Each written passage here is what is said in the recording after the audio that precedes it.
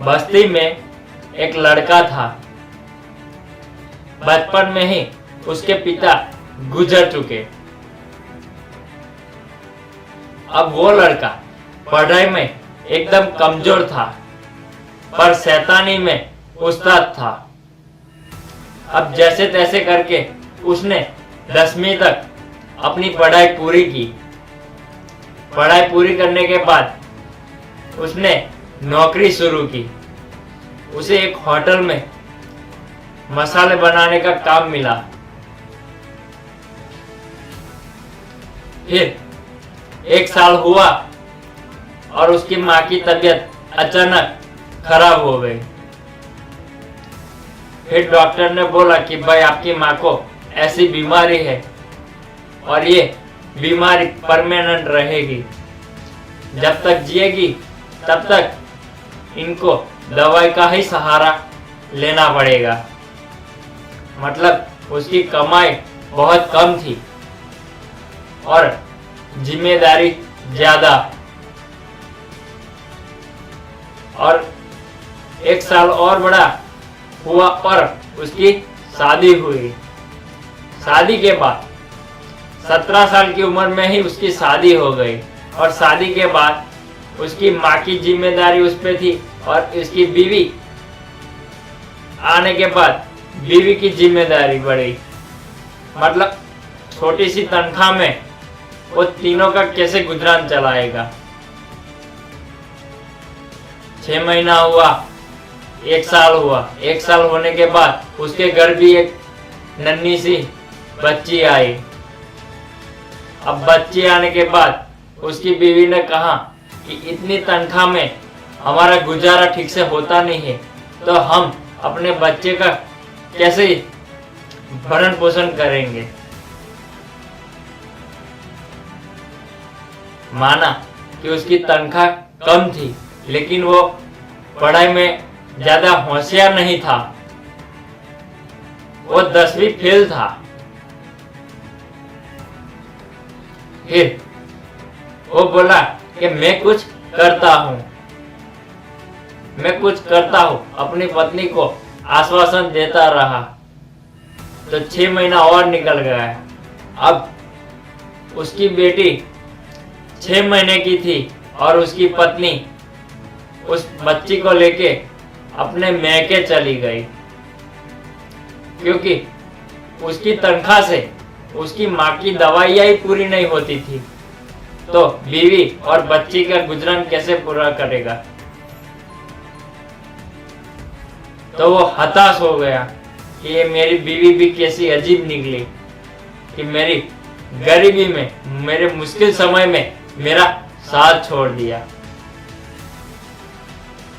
वो थोड़ा डिप्रेस हो गया, लेकिन क्या करे, माँ तो माँ होती है। उसने एक भी शब्द नहीं बोला अपनी बीवी को और वो काम पे चला गया। फिर धीरे धीरे उसकी माँ की उम्र बढ़ रही थी। जब वो 22 साल का हुआ, उसकी माँ का भी देहांत हो गया। अब वो बिल्कुल अकेला हो गया। फिर अब घर जाए तो क्यों जाए, किसके लिए जाए। तो उसने होटल मालिक को बोला कि आपको अगर कोई ऐतराज ना हो तो क्या मैं यहीं सो सकता हूं। होटल मालिक ने बोला, हाँ भाई, तेरी परिस्थिति ठीक नहीं है, तू चाहे तो यहाँ सो सकता है। अब वो बंदा होटल में काम करता था, मतलब 2 टाइम उसे खाना भी मिलता था और रात को सोने को भी मिलता था। मतलब उसकी जो तनख्वाह थी वो बच जाती थी और उसका पीएफ भी जमा हो रहा था। फिर जैसे तैसे करके वो बुढ़ापे की ओर बढ़ता गया और इसका रिटायरमेंट समय आ गया। अब जब रिटायर हो गया तो उसकी तनख्वाह और उसका पीएफ दोनों उसके सेठ ने उसे दे दिया। अब ये बंदा अपने घर की ओर चल पड़ा, लेकिन अपने पास हुनर भी तो होना चाहिए। अब घर गया और थोड़ा डिप्रेशन में चला गया, क्योंकि उसे उसकी बीवी और बच्चे की याद आ रही थी। लेकिन उसने तय किया कि मैं अकेला ही जिंदगी गुजारूंगा। फिर एक दिन वो बाजार से चिकन ले आया और वो अपने हुनर को उसमें आजमा रहा था, क्योंकि वो होटल में वही काम कर रहा था, मसाले बनाना। तो उसी ने वही मसाला अपने घर पे बनाया और फिर उस चिकन को पका के अपनी बस्ती में बेचा। सारा चिकन बिक गया। फिर दूसरे दिन उसने वही ट्राई किया। फिर दूसरे दिन भी वैसा ही हुआ। उसने एक हफ्ता ऐसा किया, क्योंकि उसे अपने हुनर पर भरोसा नहीं था। फिर उसने सबकी राय ली। घर घर जाकर उसने पूछा कि आपको मेरा बनाया हुआ चिकन कैसा लगा। सबने बोला कि भाई तेरे हाथ में जादू है। तब उसका कॉन्फिडेंस और बढ़ गया। फिर उसने एक होटल में जाके बोला कि भाई अगर आपको ऐतराज ना हो तो आपके होटल के एक कोने में बाहर मैं एक छोटा सा काउंटर लगाऊं और मैं जो भी मेरा कमाई होगा उसमें से आधा पैसा आपको दूंगा।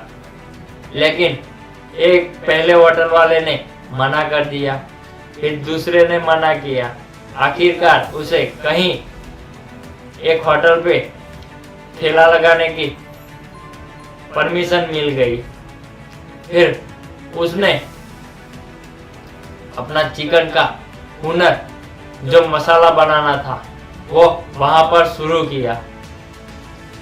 अब धीरे धीरे उसका ठेला इतना बढ़ने लगा कि वो होटल जहां पे उसने ठेला लगाया था उस होटल में उसने हिस्सा खरीदा।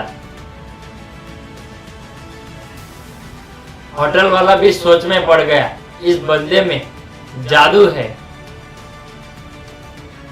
आखिर धीरे धीरे करके उसने वो पूरा होटल खरीद लिया। अब वो एक होटल से दूसरी होटल से तीसरी होटल, उसने खुद की एक फ्रेंचाइजी शुरू की और पेपर में इश्तिहार दिया कि जिसको भी हमारी फ्रेंचाइजी चाहिए वो हमें कांटेक्ट करें। और उसकी फ्रेंचाइजी लेने के लिए पब्लिक बहुत सारी उमड़ पड़ी। अब धीरे धीरे करके उसकी ब्रांचेस एक शहर में, दूसरे शहर में, तीसरे शहर में, ऐसे देश विदेश में शुरू होने लगा। आखिरकार जो बंदा अपनी बचपन में 50 रुपया महीना कमाता था, आखिरकार 60 की उम्र में वो 5000 करोड़ का मालिक बन गया था। इस कहानी का शीर्षक हमें ये सीख देती है कि किस्मत हमें मौका जरूर देती है, बस अपने हुनर को पहचानो।